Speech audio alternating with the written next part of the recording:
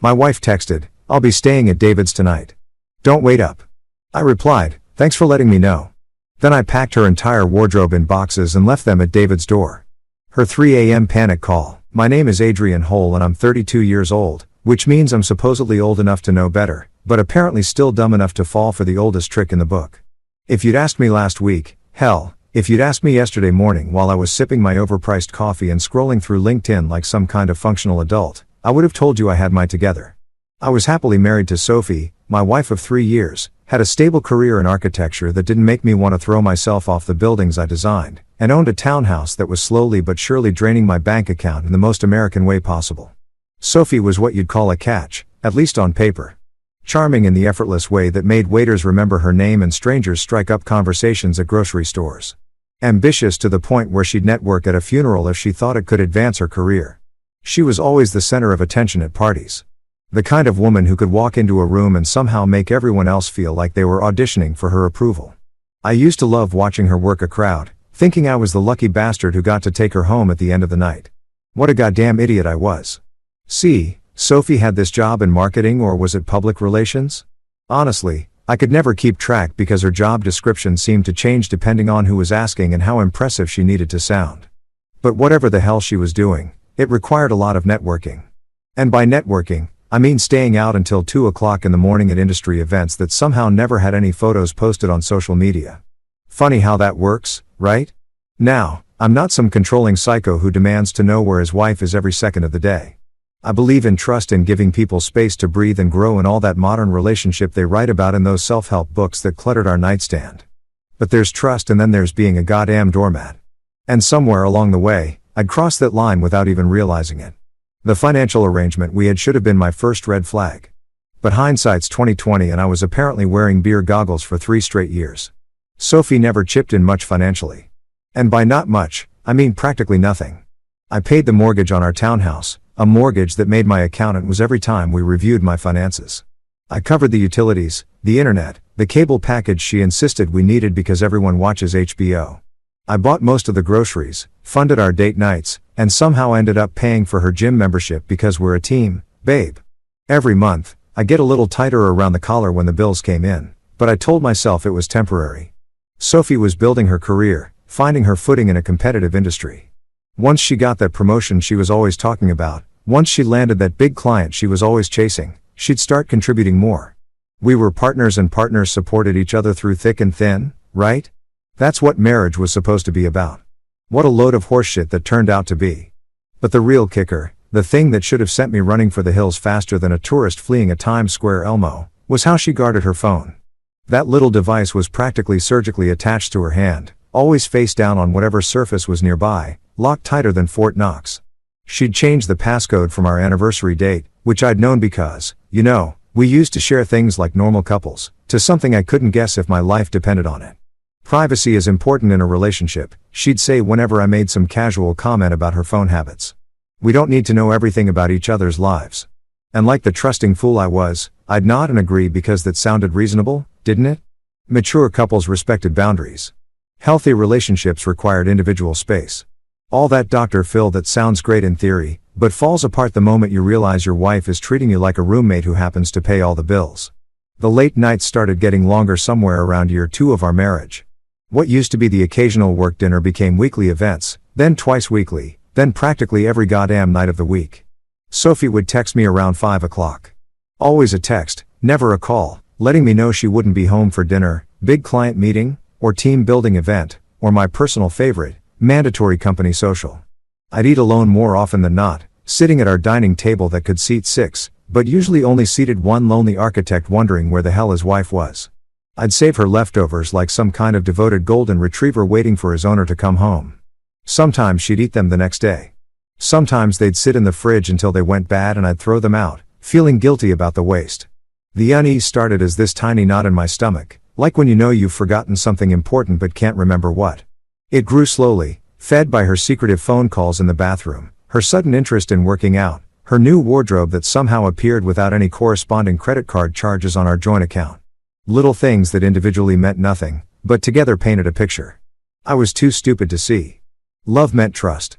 I kept telling myself, if you loved someone, you believed in them. You gave them the benefit of the doubt.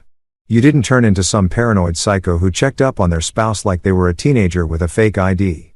I was better than that. We were better than that. Or so I thought.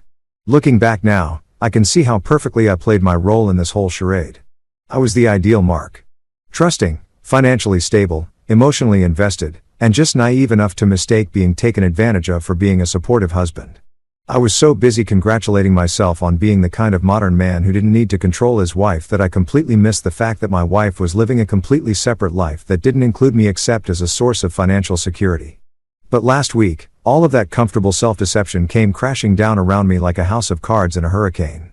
And the funny thing is, it wasn't some dramatic revelation or catching her in some obvious lie.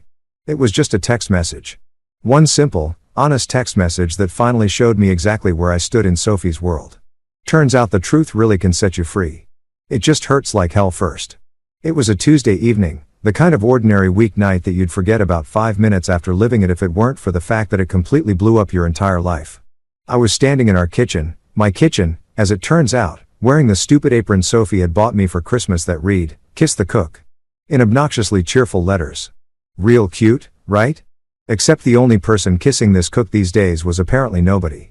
But I'm getting ahead of myself.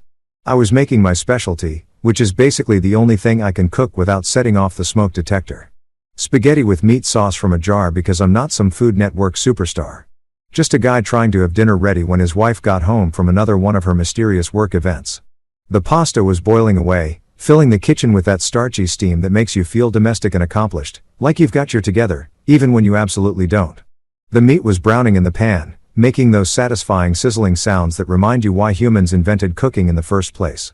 I was actually feeling pretty good about myself, thinking maybe Sophie would appreciate coming home to a hot meal for once instead of having to scrounge through leftover takeout containers or eat cereal for dinner like some kind of college freshman. My phone was sitting on the counter next to the stove, and when it buzzed with that familiar text notification sound, I didn't even look at it right away. I was too busy trying not to burn the ground beef because apparently I can't multitask worth a damn when it comes to cooking. But the buzz registered in my brain as Sophie texting me her ETA, maybe letting me know she was running late but would be home soon. The usual dance we'd been doing for months. So, I wiped my hands on that ridiculous apron, picked up my phone, and swiped to read what I assumed would be another variation of stuck in traffic or meeting running over start without me. You know, the standard I'd gotten used to accepting as normal married life. Instead, what I saw made my stomach drop faster than a faulty elevator. "I'll be staying at David's tonight. Don't wait up." That was it. No explanation, no apology, no something came up or emergency situation or even a half-ass excuse about a work crisis. Just a casual matter-of-fact announcement that my wife would be spending the night at another man's house, delivered with all the emotion of someone telling me they'd picked up milk on the way home. I stared at those words on my phone screen until they started to blur. Reading them over and over again, like maybe I'd misunderstood something. Like maybe there was some hidden meaning I was missing. Some context that would make this make sense in the world where I was a happily married man whose wife occasionally worked late but always came home to our bed. David, her coworker, the guy whose name had been popping up in conversation more and more frequently over the past few months. David from the office who was so funny and really gets the industry and has such great ideas for the Henderson campaign. David who she'd mentioned was going through a divorce and needed friends to support him through this difficult time. David whose jokes she laughed at just a little too loudly during those rare office functions I actually got invited to. Her hand touching his arm while she threw her head back like he was the funniest who ever lived. My pulse didn't race like you'd expect. It didn't spike with anger or panic or any of those dramatic emotions you see in movies when someone's world collapses. Instead, it slowed down like my heart was suddenly working underwater. Each beat deliberate and heavy and final. It was the weirdest goddamn thing. This calm that settled over me like fog rolling in from the ocean. I could hear the meat still sizzling in the pan behind me. Probably starting to burn now that I wasn't paying attention. But I couldn't bring myself to care. The pasta water was bubbling away, probably overcooking into mush, but that seemed about as important as yesterday's weather forecast. I stood there in my stupid apron holding my phone. And for the first time in 3 years of marriage, I saw the situation clearly. Not through the rose-colored glasses of trust and love and partnership, but with the brutal clarity that comes when someone finally stops lying to you because they don't think you're worth the effort anymore. This wasn't some last-minute work emergency. This wasn't Sophie being a good colleague to a friend in need. This was my wife telling me in the most casual way possible that she'd chosen to spend the night in another man's bed, and she expected me to just accept it like the well-trained doormat I'd apparently become. The funny thing is, part of me wanted to call her immediately to demand an explanation, to yell and scream and make her justify this decision. Part of me wanted to jump in my car and drive over to David's place and pound on the door like some unhinged husband in a bad Lifetime movie. But a bigger part of me, the part that had been quietly absorbing all those red flags for months, just felt tired. Instead, I did something that surprised even me. I typed back, "Thanks for letting me know." 4 words, polite, acknowledging, completely calm. Not, "What the hell do you mean?" Or "Are you kidding me right now?" Or "We need to talk." Just a simple, "Thank you," like she'd told me she'd picked up my dry cleaning. I hit send and watched the message disappear into the digital void, carrying with it any pretense that our marriage was something worth fighting for. That's when my father's voice echoed in my head, clear as if the old man was standing right there in the kitchen with me. He'd been dead for 5 years, but his advice about relationships had always stuck with me. Probably because he'd learned it the hard way himself. A partner who hides is already gone. Adrian, don't beg someone who's chosen to leave. Have some goddamn dignity. At the time, I thought he was just being cynical, bitter about his own divorce from my mother. But standing there with Sophie's text message glowing on my phone screen, I finally understood what he meant. Sophie wasn't hiding anymore. She was being completely honest about her priorities, and I wasn't one of them. I turned off the burner under the meat, which had indeed started to burn and was filling the kitchen with that acrid smell of neglected cooking. I drained the pasta, which had turned to mush, just like I'd predicted. Then I walked to the hall closet, pulled out a stack of empty moving boxes I'd saved from our last move, because I'm apparently the kind of person who saves cardboard just in case, and started climbing the stairs to our bedroom. It was time to help Sophie with her obviously inevitable transition to her new living situation. I climbed those stairs to our bedroom like I was walking to my own execution. Except instead of facing death, I was facing the systematic dismantling of 3 years of shared delusions. The moving boxes under my arm felt heavier than they should have, weighed down by the gravity of what I was about to do.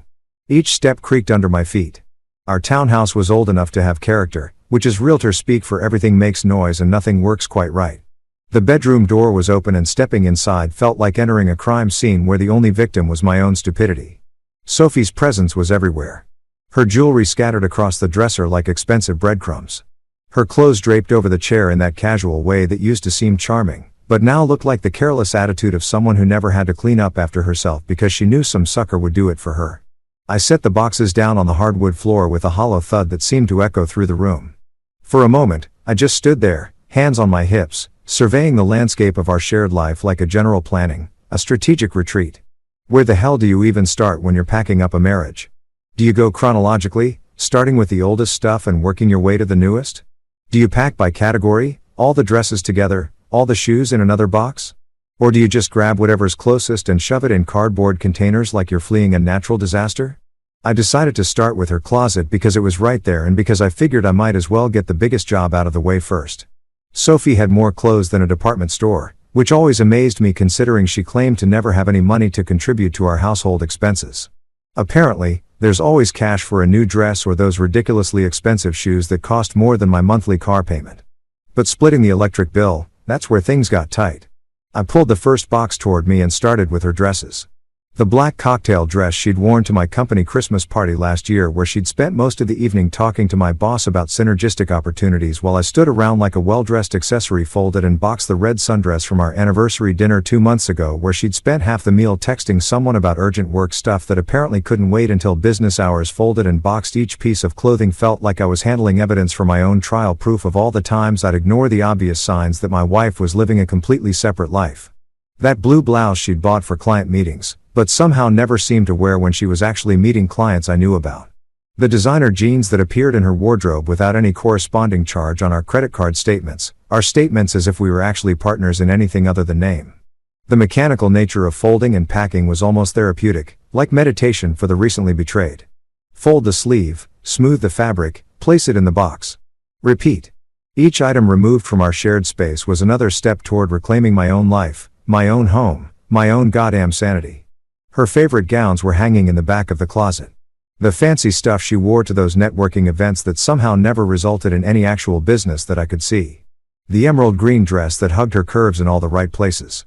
I remembered buying that for her birthday last year, thinking I was being romantic and generous. She'd modeled it for me, spinning around in our bedroom while I told her she looked stunning. "It's perfect for industry events," she'd said. And like an idiot, I felt proud that I'd chosen something she could use for work.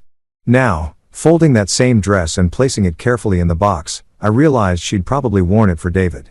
All those compliments I'd given her, all that pride I'd felt in how beautiful my wife looked, and she'd been dressing up for another man while I paid the credit card bill. The handbags were next. And Jesus Christ, Sophie had a handbag problem that would have made shopping addicts weep with envy. Designer purses, casual totes, tiny clutches that cost more than some people's rent. All lined up on shelves like trophies from battles I didn't even know were being fought. I started grabbing them and stuffing them into boxes without the careful folding treatment I'd given the clothes. Handbags are sturdy. They can handle being tossed around a little, unlike marriages, which apparently crumble the moment someone stops pretending they give her shoes required 2 entire boxes. And I'm not exaggerating. Sophie had more footwear than a small shoe store. Everything from stilettos that could double as weapons to casual sneakers that cost more than my monthly gym membership. I'd always marveled at how she could walk in those sky-high heels. But now I wondered if she'd been practicing for quick escapes. Maybe that's what all those late-night work events were really about. Learning to run in designer shoes when your lies finally caught up with you. The jewelry box was sitting on her dresser like a small treasure chest, and opening it felt like discovering pirate loot. If pirates were into overpriced accessories from department stores, necklaces, earrings, bracelets, rings, most of them gifts from me for birthdays, anniversaries, Valentine's days, and random thinking of you moments that seemed important at the time, but now felt like payments to a contractor who never finished the job. That gold necklace I'd given her for our second anniversary was tangled up with earrings I didn't recognize. Probably gifts from David, though I couldn't prove it and didn't really want to. I dumped the whole jewelry box into a smaller container, letting everything jumble together like the mixed-up mess our marriage had apparently been from the start. The hardest part was the scarf. It was silk cream colored with little blue flowers. And she'd worn it on our first trip together to that bed and breakfast in Vermont. We'd been so happy that weekend. Or at least I thought we were happy. We'd walked through those maple forests, talked about our future, made plans that apparently meant more to me than they did to her. She'd wrapped that scarf around her neck against the autumn wind, and I'd thought she looked like something out of a romantic movie. Now, holding that same scarf in my hands, I could feel the weight of all those false memories. Had she been thinking about other men even then? Had I been so busy playing the role of devoted boyfriend that I'd missed all the signs that she was already planning her exit strategy? I folded the scarf carefully and placed it in the box with the rest of her accessories, trying not to think about how many other firsts in our relationship had been lies she was telling herself as much as me. The perfume bottles on her dresser were next. Expensive stuff that she claimed was necessary for professional appearances, but somehow never appeared on our budget discussions. I recognized the brands from those fancy department store counters where everything costs more than my monthly grocery bill. Some of the bottles were nearly empty, well-loved favorites that had been part of her daily routine. Others looked barely touched, like she'd bought them on impulse or received them as gifts from people who weren't me. The smell hit me when I moved the bottles, that familiar scent that used to mean Sophie was getting ready to go out with me. Sophie was coming home to me. Sophie was lying next to me in bed. Now it just smelled sour, like flowers left too long in stagnant water. Even her toothbrush had to go. It was sitting in the holder next to mine on the bathroom counter, a bright purple electric model that had cost more than my first car payment back in college. Looking at those two toothbrushes sitting side by side in their little ceramic holder, his and hers, like we were some kind of normal married couple who brushed their teeth together and talked about their days and actually gave a damn about each other's well-being. I felt something crack inside my chest that wasn't quite anger and wasn't quite sadness. I grabbed her toothbrush, her expensive face creams, her contact lens solution, her birth control pills, which explained why she'd never seemed worried about getting pregnant when we talked about having kids someday, and tossed them all into a plastic bag that went into one of the boxes. By midnight, I'd filled 8 moving boxes and 2 large suitcases with the physical remnants of Sophie's presence in my life. The bedroom looked foreign now, like a hotel room after housekeeping had come through and erased all evidence of the previous occupant. My clothes hung in the closet with room to breathe. My side of the dresser wasn't crowded anymore. The bathroom counter actually had space for my stuff. Without her clutter everywhere, the bedroom felt bigger, cleaner, like someone had opened windows and let fresh air chase out the stale atmosphere of secrets and lies. I wasn't grieving, I realized as I stood there surveying my work. I was dismantling a lie piece by piece, box by box, until all that remained was the truth. I'd been living with a stranger who'd been using me as a financial safety net while she explored her other options. The strangest part was how good it felt to reclaim my own space, to see my home without her stamp all over it. This townhouse that I'd worked so hard to afford, that I'd been so proud to share with the woman I thought I'd married, was finally mine again. Clean, quiet, and honest in a way it hadn't been for months. Time to return Sophie's belongings to their rightful owner, or at least to the guy who was apparently taking delivery of my wife along with everything else. Loading my car with Sophie's belongings at 11 o'clock at night felt like I was disposing of evidence from a crime scene. Except the only crime committed here was my own willful blindness to 3 years of red flags waving in my face like semaphores in a hurricane. My Honda Accord wasn't exactly built for moving services. It's a sensible sedan for a sensible architect who thought he had a sensible marriage, but I managed to cram 8 boxes and 2 suitcases into every available space. Like some kind of automotive Tetris champion. The boxes filled my trunk, my back seat, and even the passenger seat, turning my car into a mobile storage unit for my wife's abandoned life. I had to adjust my rear view mirror because a particularly large box was blocking my view, which seemed oddly symbolic. For 3 years, I'd been driving through marriage with my vision obstructed. And now I was literally doing the same thing, except this time it was intentional. The drive across town gave me plenty of time to think, which was probably the last thing I needed right then. The streets were mostly empty except for the occasional late-night wanderer and the steady stream of delivery trucks that keep our consumer economy humming along while normal people sleep. I passed the coffee shop where Sophie and I used to go on Sunday mornings back when we still did things together that didn't involve me paying for everything while she checked her phone. I passed the restaurant where we'd had our last anniversary dinner where she'd spent half the meal responding to work emails on that goddamn phone of hers. I'd thought she was just dedicated to her career, admired her work ethic, told myself it was sexy to be married to an ambitious woman who took her professional responsibilities seriously. What a joke that turned out to be. David's building loomed ahead like some kind of modern fortress of infidelity. All glass and steel and expensive-looking landscaping that screamed successful young professionals live here. I'd been to this building exactly once before when Sophie had asked me to drop her off for what she'd called team drinks with her coworkers. I'd waited in the car while she ran inside to grab something from David's apartment, watching her disappear through the lobby doors and wondering why she needed to retrieve work documents from a colleague's home at 8 o'clock on a Saturday night. Now I knew exactly what she'd been grabbing and it wasn't paperwork. The parking situation was typical urban nightmare street parking, only with those passive-aggressive signs that threaten your firstborn child if you park in the wrong spot for more than 37 minutes during a full moon. But it was nearly midnight, so I figured I could risk it for the few minutes this delivery would take. I found a spot right in front of the building which felt like the universe finally throwing me a bone after months of cosmic middle fingers. The real challenge was going to be getting into the building without buzzing David's apartment because I'd rather eat glass than give those 2 advanced warning that I was coming. I needed this to be a surprise, a midnight revelation that would shatter whatever cozy little fantasy they'd constructed about their affair being some kind of romantic adventure rather than a tired cliché played out by boring people who thought they'd invented adultery.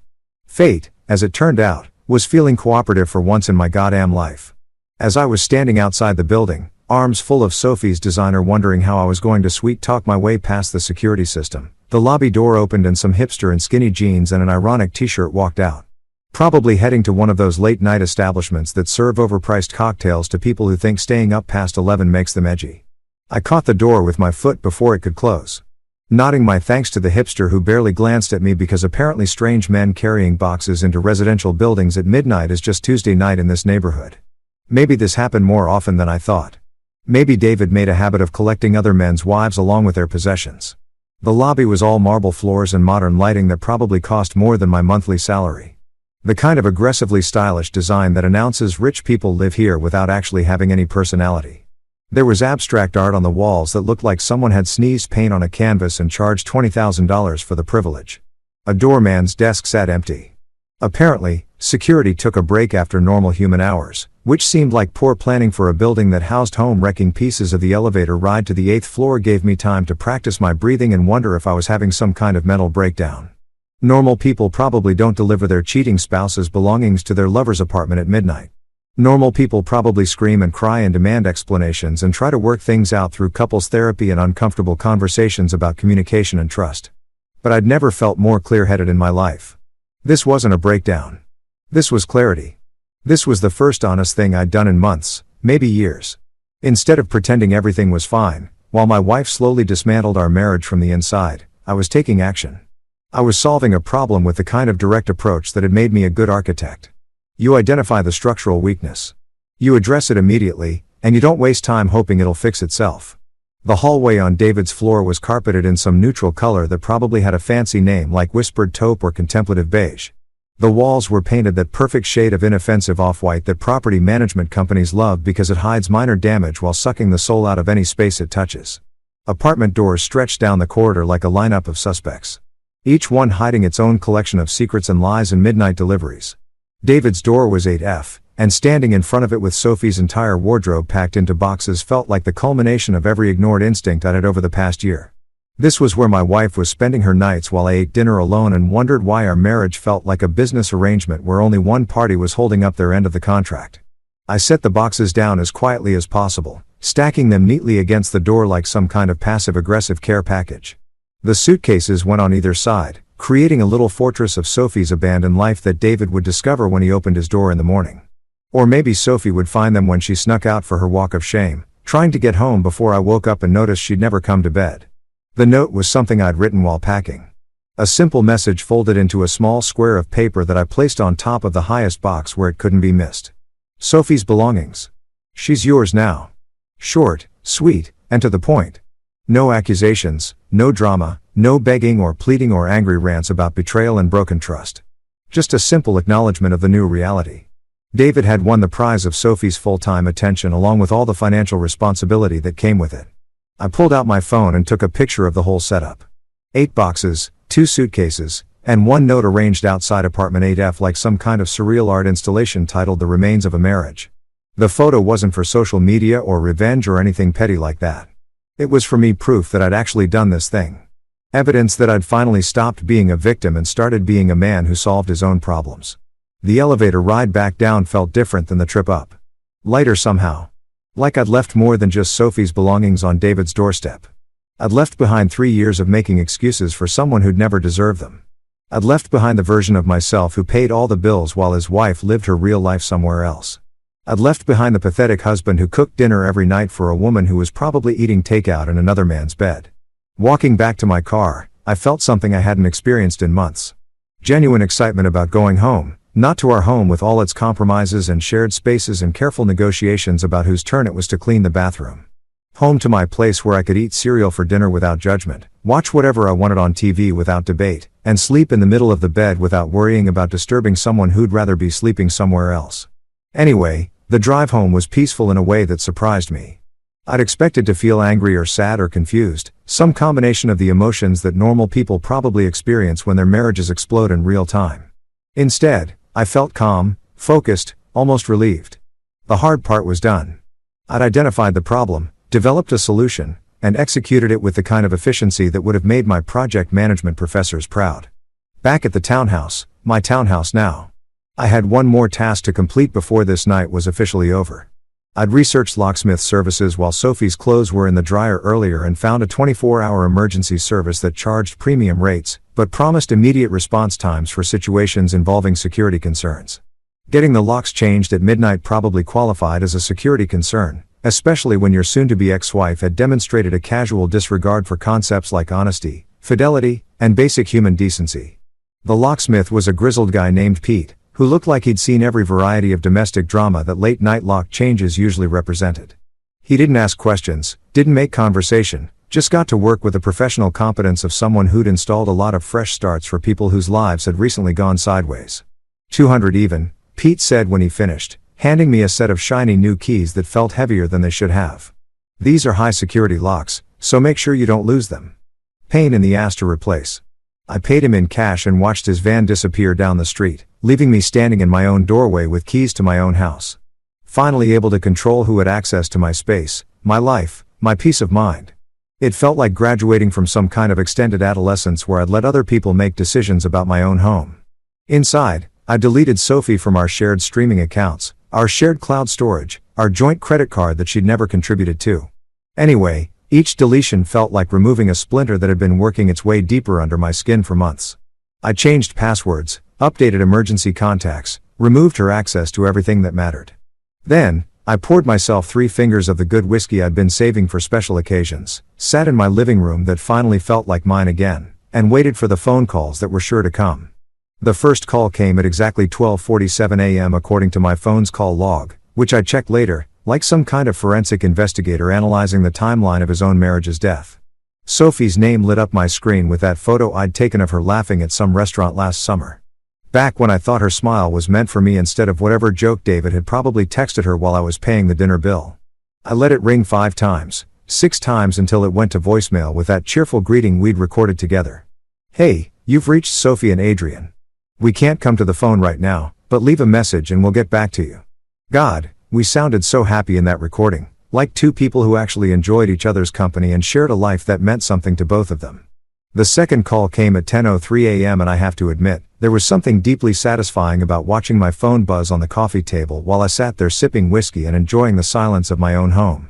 No background noise of Sophie's constant phone conversations. No sound of her texting someone while pretending to watch whatever movie I'd chosen. No clicking of her expensive heels on the hardwood floors as she paced around talking to people who weren't me about things that apparently mattered more than our marriage. By the third call at 1:15, I was starting to wonder if maybe I should feel some kind of guilt about ignoring her. After all, we've been married for 3 years, lived together for 4, and there had been good times mixed in with all the but then I remembered that text message. "I'll be staying at David's tonight. Don't wait up." And how casually she'd announced her intention to sleep in another man's bed. And any impulse toward guilt evaporated like steam from my coffee cup. The fourth call was at 1:28 and the fifth at 1:41. By this point, I was actually starting to enjoy the show. It was like watching someone realize they'd locked themselves out of their own house, except Sophie had locked herself out of a life that had been supporting her while she explored other options. The panic in her repeated calls was probably the first real emotion she'd shown about our relationship in months. I'd moved from the living room to the kitchen by the 6th call at 156. Mainly because I needed to eat something to soak up the whiskey before I did something truly stupid like answer the phone and try to have a rational conversation with a woman who just blown up my life via text message. I made myself a sandwich. Turkey and Swiss on the good bread that Sophie always complained was too expensive. Even though she'd never contributed a dime to our grocery budget. The 7th call came while I was chewing. And I have to say, there's something liberating about eating a sandwich in your own kitchen at 2 o'clock in the morning while your cheating wife's phone calls go straight to voicemail. It felt like the first honest meal I'd eaten in months. Food that I'd bought with my own money in a house that I paid for without having to worry about someone judging my choices or making passive-aggressive comments about my eating habits. By 2:30, the calls had stopped, and I figured Sophie had either given up or found someone else to call for help with her sudden housing crisis. Maybe David was busy explaining to his neighbors why there were 8 boxes of women's clothing outside his apartment door. Maybe Sophie was frantically trying to figure out how to spin this situation into something that didn't make her look like exactly what she was, a cheating wife whose husband had finally grown a backbone. I just started to relax, thinking maybe the drama was over for the night when my phone erupted again at exactly 3 a.m. this time. Sophie's name was accompanied by that urgent double ring that meant she was calling repeatedly, hanging up, and calling again like some kind of human emergency broadcast system. Against my better judgment, and probably because the whiskey had made me curious about what kind of excuse she'd managed to construct in the past 2 hours, I answered on the 4th ring. "Adrian." Her voice was different than I'd heard it in months. Cracked and shaky and completely stripped of that confident, controlled tone she used when she was managing me like one of her supposed work projects. "Adrian, what is this? Why are my things at David's door?" I leaned back in my kitchen chair, suddenly feeling like I had all the time in the world to have this conversation.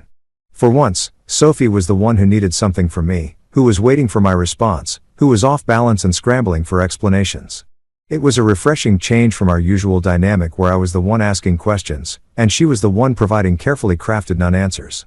"You said you were staying at David's," I replied, keeping my voice as calm and reasonable as if we were discussing weekend plans or what to watch on Netflix. "I helped you move." The silence on the other end stretched long enough that I wondered if the call had dropped. But then I heard her breathing.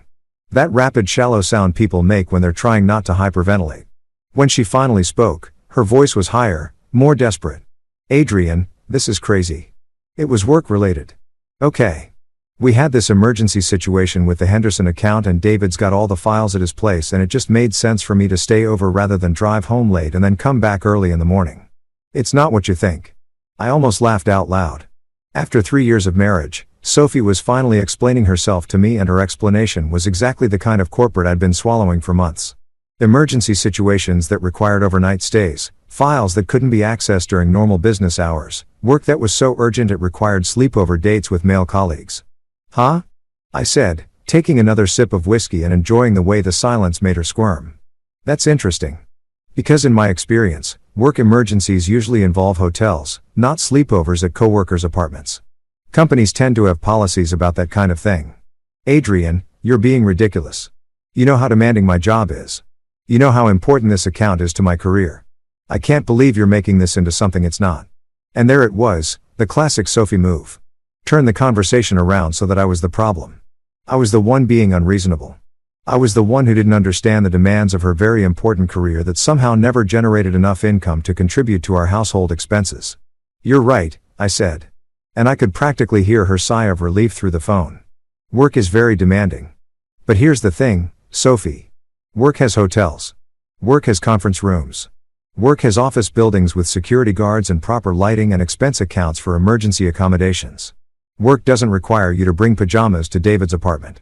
The silence was even longer this time. And when she finally spoke, her voice had dropped to barely above a whisper. How did you? What makes you think? What makes me think you packed an overnight bag to go to a work emergency? I finished for her. Maybe because you've been doing it for months, Sophie. Maybe because every time you have one of these work emergencies, you somehow need clothes and toiletries and all the other things you'd need if you were planning to spend the night somewhere that wasn't home. I could hear her trying to control her breathing, probably running through her mental database of lies and half-truths to find something that would get her out of this conversation with her story intact. But for once, I wasn't going to make it easy for her. For once, she was going to have to face the consequences of her choices without me providing a soft landing. Adrian, please, she said finally. And now she was crying, real tears that I could hear through the phone. This is all a misunderstanding. Can we just talk about this like adults? Can I come home so we can work this out? Home. She wanted to come home to the house she'd never paid for, to sleep in the bed she'd abandoned for another man, to continue the charade that we were married to each other instead of just her being married to my bank account while she lived her real life somewhere else. Here's the thing about coming home, Sophie, I said, standing up and walking to the window that looked out over the street where I'd parked after delivering her belongings. Home is where you choose to be. Tonight, you chose to be at David's. I just helped you make that choice permanent. What does that mean? She asked. And now there was real panic in her voice. The sound of someone who was finally starting to understand that actions have consequences and choices have prices. It means your things are where you are. It means you've got everything you need to start your new life with David. It means you don't need to worry about coming back here because there's nothing here for you anymore. Adrian, please. You can't be serious. Where am I supposed to go? What am I supposed to do? And that's when I delivered the line I'd been rehearsing in my head for the past 3 hours. The words that felt like finally exhaling after holding my breath for months. Well, Sophie, it seems like David's couch is available. Maybe you two can figure it out together. I hung up the phone, turned off the ringer, and headed upstairs to sleep in the middle of my own bed for the first time in years. Chapter 6. Family and Flying Monkeys. I woke up Wednesday morning feeling more rested than I had in months. Probably because I'd slept through the night without wondering where my wife was or what time she'd stumble home smelling like someone else's cologne. The bed felt enormous with just me in it, like I'd been sharing a twin mattress for 3 years without realizing it. Sunlight was streaming through the windows in a way that seemed brighter somehow, as if Sophie's presence had been filtering the light along with everything else in my life.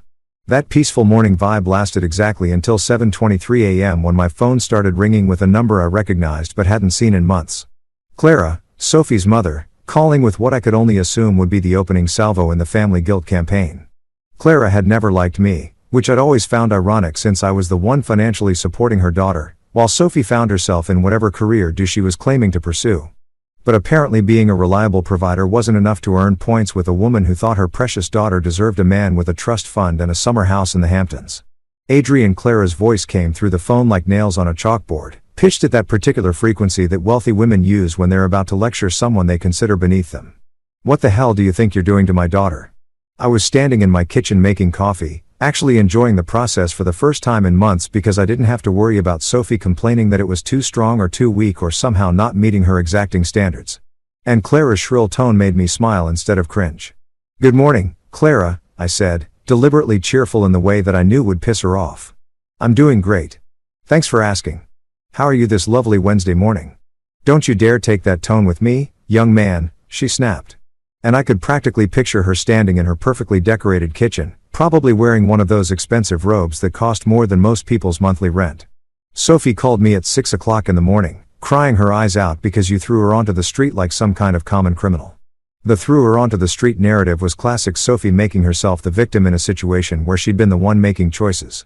I'd been married to her long enough to recognize the spin. Somehow my wife sleeping at another man's house became me being cruel and unreasonable. Somehow her abandoning our marriage became me abandoning her. Well, Clara, that's interesting, I said, taking a sip of my perfectly brewed coffee and settling into a kitchen chair that didn't wobble because I'd finally fixed it last weekend without Sophie complaining about the noise. Because from where I'm sitting, Sophie chose to stay at David's place. I just helped her with the logistics. You know damn well what you did, Clara shot back, her voice rising to that pitch that probably made dogs in the neighborhood start howling. You can't just throw a person's belongings out on the street and change the locks like some kind of landlord evicting a tenant. That was the thing about Sophie's family. They had this amazing ability to rewrite history in real time, turning Sophie's choices into things that happened to her rather than decisions she'd made. It was like watching magicians work, except instead of pulling rabbits out of hats, they pulled victimhood out of adultery. Actually, Clara, I said, enjoying the way my calm tone seemed to make her even more agitated. See, Sophie doesn't live here anymore.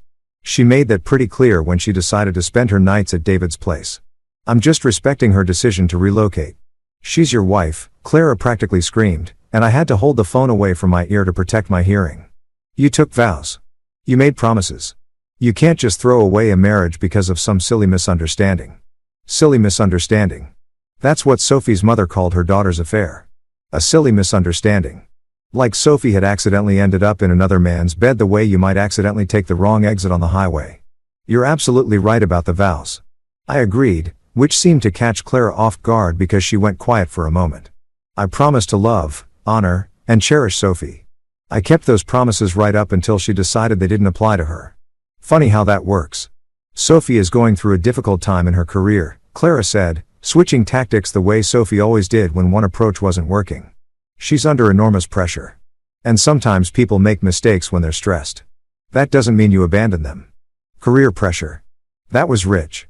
Considering Sophie's career seemed to consist mainly of networking events that never resulted in any actual business and client meetings that happened exclusively at David's apartment. But Clara had always been willing to make excuses for her daughter's behavior, treating Sophie like she was still a teenager who couldn't be held responsible for her own choices. Here's the thing about mistakes, Clara, I said, standing up to refill my coffee cup because this conversation was going to require caffeine. Mistakes are things like forgetting to pick up milk or missing an anniversary dinner, sleeping with your coworker for months while your husband pays all your bills. That's not a mistake. That's a choice.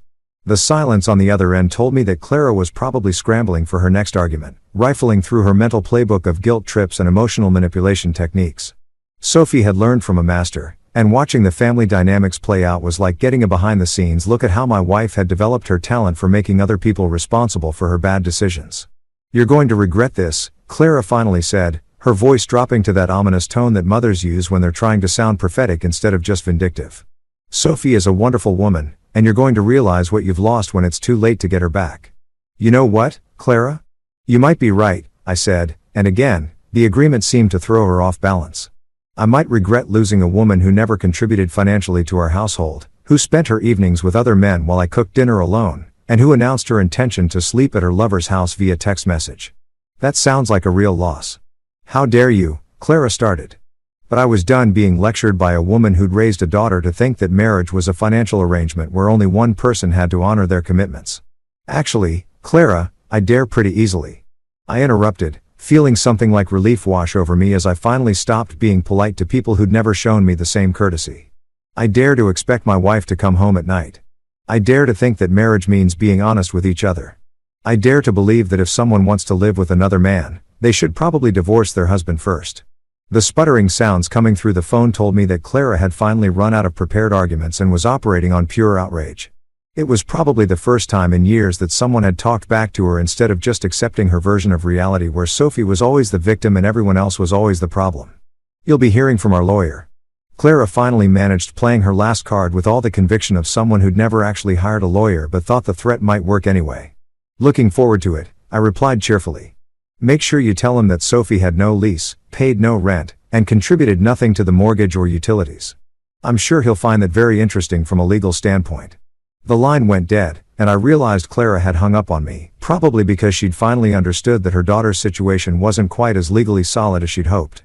Turns out being married doesn't automatically give you ownership rights to property you never paid for, especially when you've been using that property as a home base while conducting an affair. My phone immediately started buzzing with a text from a number I didn't recognize. And when I opened it, I found a message from someone named Mason. Dude, why the did you dump your wife at my apartment? David's freaking out and Sophie's crying in our living room, and I just want to watch Netflix without all this drama. So Mason was David's roommate, and apparently David hadn't bothered to explain to his living situation that he'd been collecting married women along with their belongings. I typed back quickly, checked Sophie's text messages from last night. She told me she was staying at David's. I was just being helpful. The response came back almost immediately. Holy, then a few seconds later, this is so up. I couldn't argue with that assessment. By Thursday morning, Sophie had apparently decided that emotional manipulation wasn't working fast enough, so she'd moved on to the nuclear option, financial warfare. I discovered this delightful development when my phone started buzzing with fraud alerts at 9:17 a.m. while I was sitting in my office trying to focus on blueprints for a client who actually paid their bills on time. The first alert was from my credit card company. One of those automated messages that always sound like they're delivered by robots who've been trained to express concern without actually giving "We've detected unusual activity on your account. A charge of $847 at Nordstrom has been declined due to insufficient available credit. If this was not you, please call immediately. $847 at Nordstrom. That was Sophie's panic shopping amount, the exact dollar figure she always seemed to hit when she was stressed and decided that retail therapy was the solution to her problems. Except this time, she was trying to charge her emotional breakdown to my credit card while simultaneously another man in his apartment. The audacity was almost impressive. I called the credit card company immediately, partly because I'm responsible about these things and partly because I was curious to see exactly how far Sophie planned to push this particular boundary. The customer service representative was a guy named Kevin who sounded like he'd been dealing with domestic financial drama since before the internet was invented. Mr. Holt, we show several attempts to use your card starting around 8 this morning, Kevin said. His voice carrying the practiced neutrality of someone who'd heard every possible variation of marital financial warfare. The first was at a coffee shop for $12, which went through. Then we had the Nordstrom charge I mentioned, followed by attempts at Target, a gas station, and something called Bella Vista Salon and Spa. Bella Vista Salon and Spa. Sophie was trying to charge a spa day to my credit card while homeless by her own choice, living on David's couch because she'd blown up her marriage for a guy who apparently hadn't thought through the logistics of suddenly acquiring a full-time mistress with expensive tastes and no income. Kevin, I said, leaning back in my desk chair and trying not to laugh at the absurdity of the situation. I need to report unauthorized use of my card. The person making these charges is my harangued wife, and she no longer has permission to use this account. I understand, sir. We'll need to cancel this card immediately and issue you a new one. Can you confirm that you're in possession of the physical card? I checked my wallet where my credit card was sitting exactly where it should be. Yes, I have the card. She must be using the number from memory. That's not uncommon in these situations, Kevin said with the weary tone of someone who'd seen this movie too many times. We'll flag the account for fraud monitoring and send you a new card with a different number. Is there anything else we should know about potential unauthorized usage? Actually, yes, I said, pulling up my online banking on my computer because I had a feeling this was just the beginning.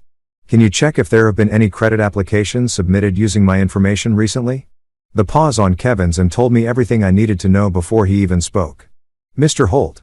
I'm showing a credit application submitted yesterday evening for a card with a $15,000 limit. The application was approved and the card was expedited for delivery to an address that doesn't match our records for your account. $15,000. Sophie had tried to open a credit card in my name with a limit that would cover several months of her expensive lifestyle, probably figuring she could run up the charges and disappear before I noticed. The address she'd used was almost certainly David's apartment because apparently my wife thought identity theft was a reasonable next step in her journey of self-discovery. Kevin, I did not apply for that card, I said, my voice staying calm even though I was starting to feel that familiar burn of anger in my chest. I need to report this as identity theft and fraud. Absolutely, sir. I'm transferring you to our fraud department and they'll walk you through the process of filing a police report. This is a serious crime and we take it very seriously. While I waited on hold for the fraud department, I opened my laptop and started checking all my other accounts. Sure enough, Sophie had been busy. There were login attempts on my bank account from an IP address that wasn't mine. Probably David's home computer. She tried to access my investment account, my PayPal, even my Amazon account, presumably to order herself a new life using my money. The fraud department representative was a woman named Detective Harris.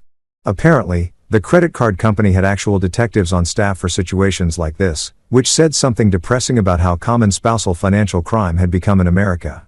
"Mr. Holt, based on what I'm seeing here, your wife has committed multiple felonies," Detective Harris said without any of the customer service politeness I'd gotten from Kevin. "Identity theft, credit fraud, attempted wire fraud. We're talking about serious jail time if she's convicted. What are my options?" I asked because while part of me wanted to see Sophie face consequences for her actions, another part of me just wanted this nightmare to end so I could move on with my life. "You can file a police report and press charges, which I strongly recommend.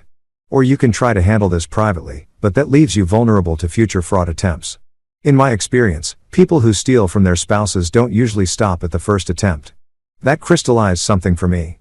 Sophie wasn't just cheating on me. She was stealing from me. She wasn't just ending our marriage. She was trying to rob me on her way out the door. Every boundary I'd ever trusted her to respect.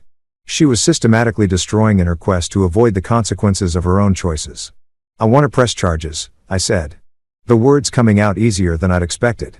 "All of them? Everything you mentioned." "Good choice, Mr. Hole. I'll send you the paperwork and we'll coordinate with your local police department. You'll need to file a report with them as well, but we'll provide all the documentation they need." I hung up feeling something I hadn't experienced in months. Genuine relief. For the first time since this whole mess started, Sophie was going to face real consequences for her actions. Not the gentle social consequences of people knowing she was a cheater, but actual legal consequences that couldn't be spun or explained away or blamed on someone else. My phone rang almost immediately and Sophie's name appeared on the screen with that photo of her laughing at some restaurant. Except now she looked like a stranger to me, someone I'd never really known at all. "You bastard," she said the moment I answered, her voice shaking with rage instead of the tears I'd heard the night before. "You reported my cards as stolen. Are you kidding me right now?" "I reported fraudulent use of my credit accounts," I corrected, enjoying the precision of the language in a way that probably made me petty, but definitely made me feel better since you're no longer authorized to use those accounts. "Any charges you make constitute fraud." "I'm your wife," she screamed, and I had to hold the phone away from my ear again. "We're married. I have a right to access our accounts." "Actually, Sophie, you don't," I said, opening my laptop to double-check the legal information I'd researched the night before while she was having her meltdown at David's place. "Marriage doesn't give you automatic access to accounts you're not named on, and it definitely doesn't give you the right to open new credit accounts in my name." The silence on the other end told me that Sophie was probably realizing for the first time that her legal position wasn't as strong as she'd assumed. Turns out being married doesn't actually entitle you to steal from your spouse, even if you're really sad about the consequences of your own choices. "Adrian, this is insane," she said, her voice dropping to that manipulative tone she used when she was trying to make me feel guilty for her problems. "I just needed some cash to get back on my feet. You know, I don't have access to money right now, right? Because you've been spending your time, David, instead of working," I replied. And the bluntness of my language seemed to shock her into silence. "That was your choice, Sophie. The consequences are also your choice to deal with. You can't do this to me," she said. And now she was crying again. Those calculated tears she'd always used to end arguments before I could make my point. "You'll ruin my life. You'll ruin my career. David and I both got reported to HR because of you, and now this. You're destroying everything." The HR thing was news to me, but it made sense. Most companies have policies about employees sleeping with each other, especially when it involves married people and creates workplace drama. Apparently, someone at Sophie's office had noticed that she was spending an unusual amount of time with David, and decided to report it to the appropriate authorities. "Here's the thing about ruining your life, Sophie," I said, standing up and walking to my office window that looked out over the city where I'd built a career and a reputation and a life that had nothing to do with her drama. "I'm not ruining anything. You made choices. You chose to cheat. You chose to lie. You chose to steal. I'm just choosing not to enable those choices anymore. This isn't over," she said, her voice turning hard and threatening in a way I'd never heard before. "My mother's calling her lawyer. You can't just throw me out and steal my life and expect me to disappear quietly." "Actually, I can," I said, feeling something like peace settle over me as I realized how much simpler my life was going to be without Sophie's constant drama and manipulation. "And I am. Your life isn't here anymore, Sophie. It's wherever you choose to build it next. Just make sure you do it with your own money."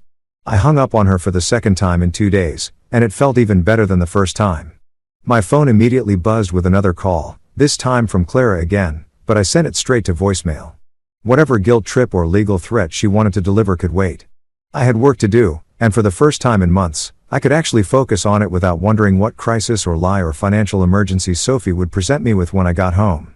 The rest of the day passed quietly, productively, like days used to pass before my life became a constant negotiation with someone who saw our marriage as a business arrangement where I provided all the capital and she provided nothing but problems. Around 6 o'clock, Detective Harris called me back with an update that made my entire week. "Mr. Holt, we've been in touch with the local police and they're ready to move forward with the charges. Your wife's been arrested." Chapter 8 The U-Haul Invasion. Sophie's arrest lasted exactly 18 hours, which I know because I may have checked the county jail website more than once to see when she'd been released. Not because I was worried about her. But because I wanted to know when the next wave of crazy would hit my doorstep. Experience had taught me that Sophie's periods of quiet usually preceded dramatic escalations like the calm before hurricanes that leave trailer parks looking like war zones. I didn't have to wait long. Saturday morning at 9:47 a.m. I was sitting in my kitchen drinking coffee and reading the news on my tablet like a civilized human being when the sound of grinding gears and aggressive diesel engine noise announced that my peaceful weekend was about to go straight to hell. Through my front window, I watched a bright orange U-Haul truck lumber down my street like some kind of moving apocalypse driven by someone who clearly had no clue how to operate a vehicle that size. The truck lurched to a stop directly in front of my townhouse, taking up enough space for 3 normal cars and blocking my neighbor's driveway in the process. The engine shut off with a wheeze that suggested this particular U-Haul had seen better decades. And then the doors opened to discourage what looked like Sophie's personal army of flying monkeys. Sophie herself jumped out of the passenger side wearing dark sunglasses that couldn't quite hide the fact that she looked like she'd been crying for the better part of 2 days.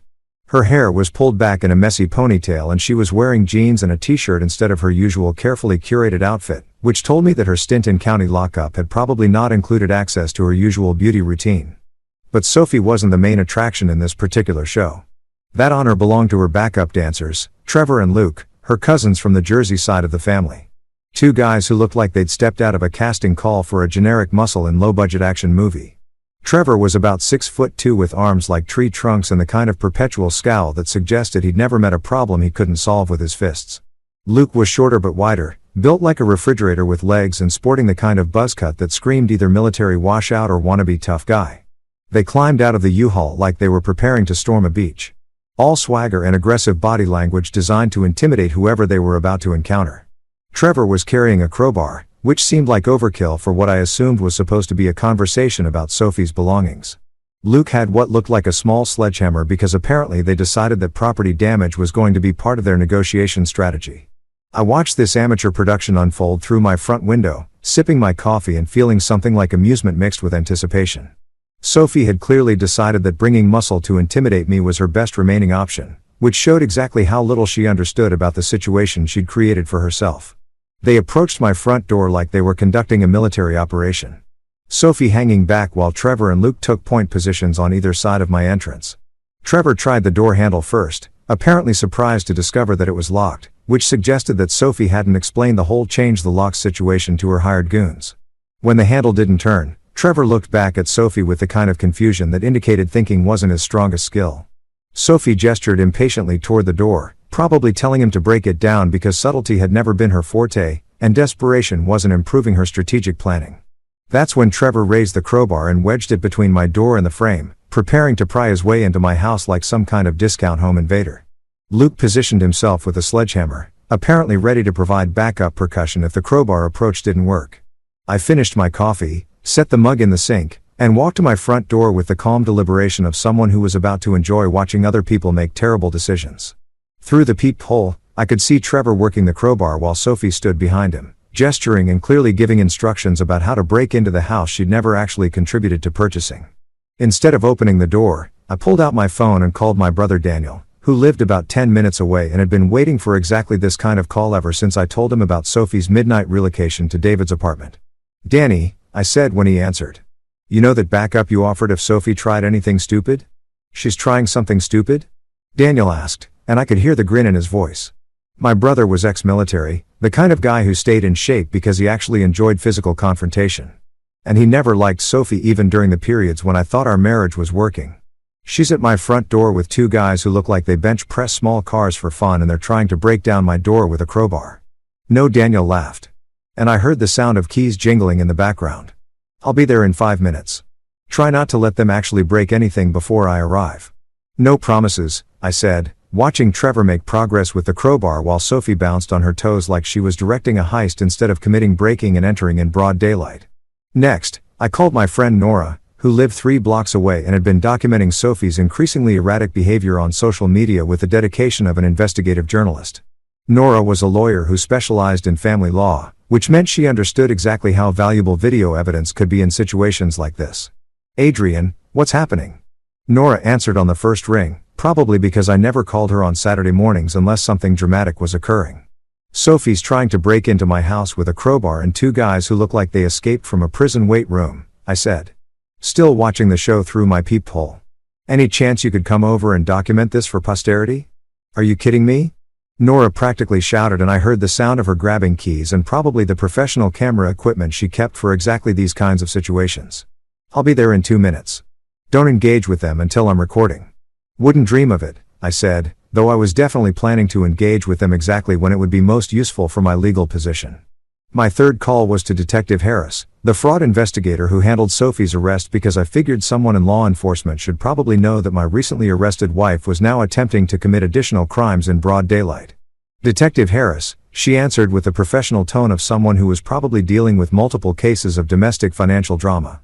"Detective, this is Adrienne Holt. We spoke about my wife's identity theft case yesterday. I wanted to let you know that she's currently at my house with 2 men who were trying to break down my front door with a crowbar." "Are you serious?" Harris asked, and I could hear her suddenly paying much closer attention. "She's violating the terms of her release by attempting to break into your property. Are you in immediate danger?" "Not really," I said, watching Trevor finally get enough leverage to start splintering the wood around my door frame.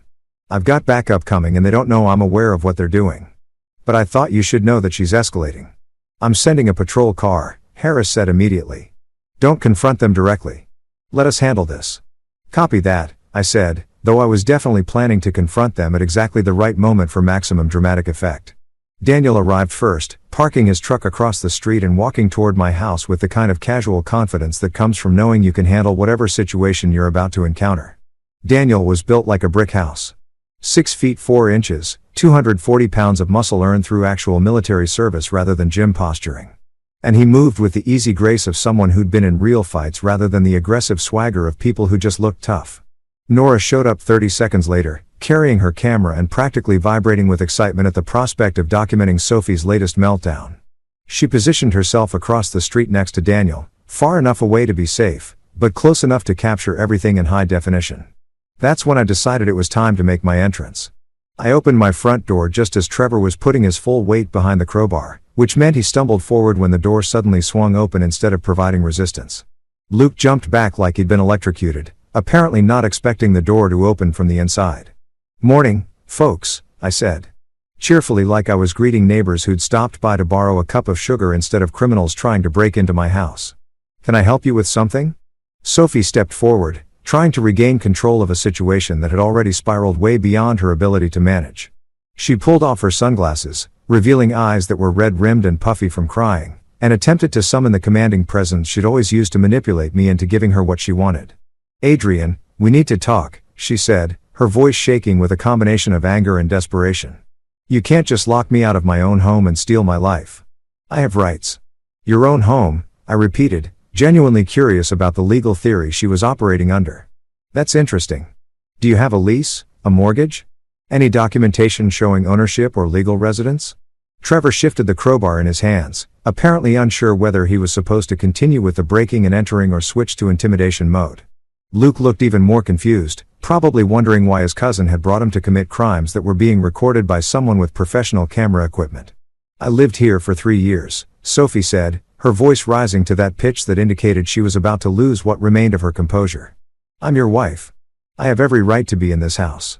"Actually," said a voice from behind Sophie's little crime family. "She doesn't." We all turned to see Daniel walking up my front walkway, moving with that deliberate calm that people develop when they're comfortable with violence and don't feel the need to prove anything to anyone.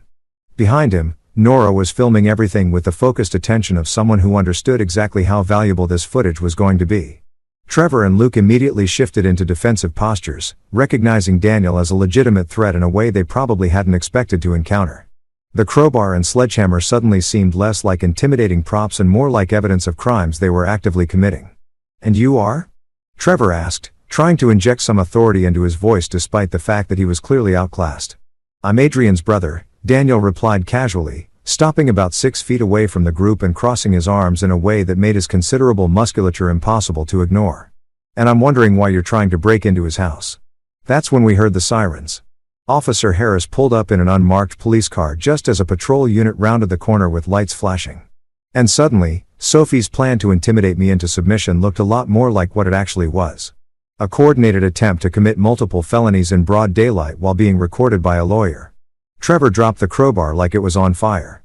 Luke set down the sledgehammer and stepped away from it like he'd never seen it before.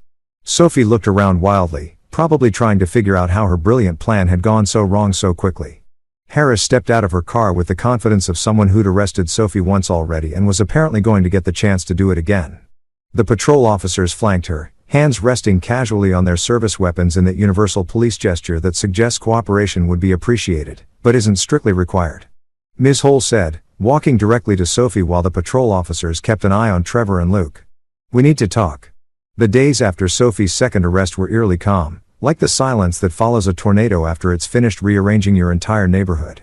I kept expecting another crisis, another dramatic phone call, another U-Haul full of family members showing up to intimidate me into taking back a woman who'd made it crystal clear that she preferred sleeping in other men's beds to being married to me. But nothing came, just blessed, beautiful silence. I rediscovered what my house sounded like without constant drama echoing through every room. Coffee brewing in the morning without someone complaining that it was too strong. Music playing at whatever volume I wanted without negotiations about my inconsiderate taste in everything from volume levels to song choices. The dishwasher running without someone bitching about the way I loaded it. As if there was some PhD required to arrange plates and cups in a machine designed by engineers specifically for that purpose.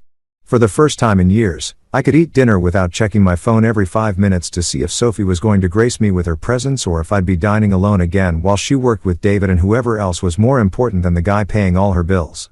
I made myself a steak on Wednesday night, a good one, the kind Sophie always said was too expensive despite never contributing to the grocery budget, and ate it while watching a documentary about architecture that she would have vetoed in favor of some reality TV about rich housewives destroying each other's lives. The silence felt like freedom instead of loneliness, which probably said everything anyone needed to know about the state my marriage had been in before Sophie decided to make her affair official by moving in with her boyfriend. Clara kept calling, but I learned the valuable lesson that just because someone dials your number doesn't mean you're obligated to answer. Her voicemail swung between begging and threatening like a pendulum powered by pure maternal delusion. One message would be her crying about how I was destroying her baby's life. And the next would be her promising that their lawyer was going to take me for everything I was worth. Apparently forgetting that everything I was worth had been earned while Sophie contributed nothing but drama and credit card debt. I saved all the voicemails, not because I enjoyed listening to Clara's emotional breakdown, but because Nora had explained that documentation was key in situations like this. "Crazy people tell you exactly who they are if you let them talk long enough," she'd said while helping me organize all the evidence of Sophie's increasingly unhinged behavior. "The trick is recording it when they do." The best part about Clara's threats was how empty they turned out to be. Apparently, finding a lawyer willing to argue that Sophie had ownership rights to property she'd never paid for while she was actively being prosecuted for identity theft and attempted breaking and entering was harder than Clara had expected. Turns out most attorneys prefer clients whose legal position isn't completely hopeless. My work life improved dramatically without the constant interruption of Sophie's manufactured crisis. Projects that had been dragging for weeks suddenly moved forward at normal speeds because I wasn't constantly distracted by phone calls about her latest drama or financial emergency. My clients started commenting on how much more focused I seemed, how much more creative my designs had become, like I'd been working with one hand tied behind my back, and had finally cut myself loose. The townhouse felt bigger somehow, like Sophie's presence had been compressing the space, and I was finally able to expand into my own home. I rearranged furniture that had been positioned to accommodate her preferences. Bought groceries that I actually wanted to eat instead of whatever was on sale because we need to watch our spending. Translation: I needed to watch my spending while she spent freely on things I never saw. I started sleeping in the middle of the bed again, spreading out like a normal human being instead of clinging to one edge while Sophie sprawled across 3/4 of the mattress like she was trying to claim territory in her sleep. The bedroom felt cleaner without her clutter everywhere, brighter without the heavy curtains she'd insisted on because she was sensitive to morning light, but somehow never had trouble waking up early enough to get to David's place for their breakfast meetings. Even my neighbors seemed more relaxed.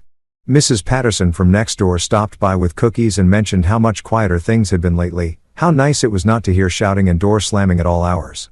I hadn't realized how much of Sophie's drama had been bleeding into other people's lives, making everyone around us walk on eggshells because they never knew when the next explosion was coming. The freedom was intoxicating in a way I hadn't expected. For 3 years, I'd structured my life around someone else's moods, preferences, and manufactured emergencies. I'd made myself smaller to accommodate someone who was using that space to plan her exit strategy.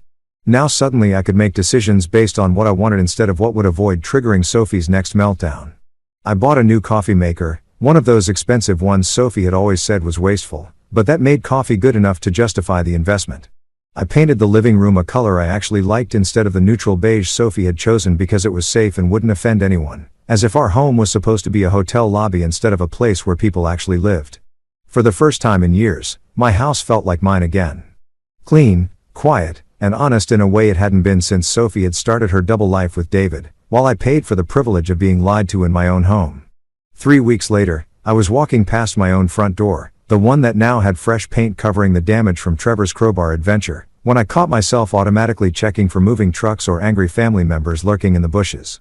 Old habits die hard, I guess, especially when those habits involve scanning for incoming drama from people who think marriage licenses double as theft permits. But the street was quiet, just normal Saturday morning suburban calm with kids riding bikes and neighbors walking dogs and nobody trying to break into my house or steal my identity or convince me that supporting a cheating spouse was somehow my moral obligation.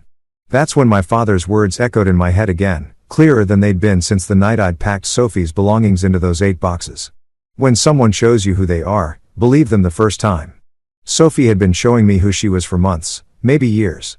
The secret of phone calls, the mysterious networking events that never resulted in actual business, the financial arrangement where I funded her life while she lived it with other people. The problem wasn't that she'd hidden her true nature. The problem was that I'd been so invested in the fantasy of our marriage that I'd ignored every piece of evidence that contradicted the story I wanted to believe. I'd spent 3 years making excuses for someone who'd never asked me to make them. Covering expenses for someone who'd never thanked me for covering them and waiting at home for someone who'd been planning their exit strategy since before I even knew there was an exit to plan. But here's the thing about rock bottom. It gives you a solid foundation to build on. Standing there on my own front walk step, looking at the door I'd had to repair because my wife thought breaking and entering was a reasonable response to facing consequences for her own choices, I realized I felt something I hadn't experienced in years. Genuine optimism about my future. Not optimism based on someone else changing their behavior or finally appreciating what they had or suddenly developing the moral compass they'd apparently been born without. Just simple honest optimism about what I could build with my own life, my own money, and my own decisions. My house was mine again, every mortgage payment, every utility bill, every grocery receipt paid for by someone who actually lived there and gave a damn about maintaining it.